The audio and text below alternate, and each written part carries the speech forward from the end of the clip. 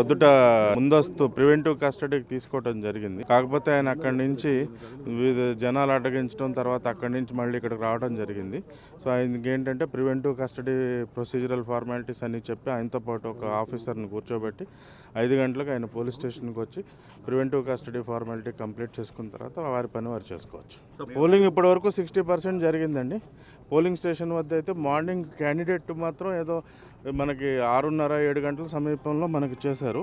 తర్వాత సబ్సిక్వెంట్లీ ఇంకా మనమే అతనికి ఒక ఆఫీసర్ని ఇచ్చి మీరు స్వేచ్ఛగా తిరగమన్నాం. ఆ తర్వాత ఏం ఇష్యూస్ రాలేదు. అక్కడ పోలింగ్లో అయితే ఎటువంటి ఇష్యూస్ లేవు. ఏమండి, కనుంపల్లి నేను విజిట్ చేసినప్పుడు ఒక 20 మంది లేడీస్ ఉన్నారండి. అందరికీ ఓటర్ స్లిప్లు ఉన్న వాళ్ళందరినీ లోనకైతే పంపించడం జరిగిందండి. నేను దగ్గరుండి పంపించానండి.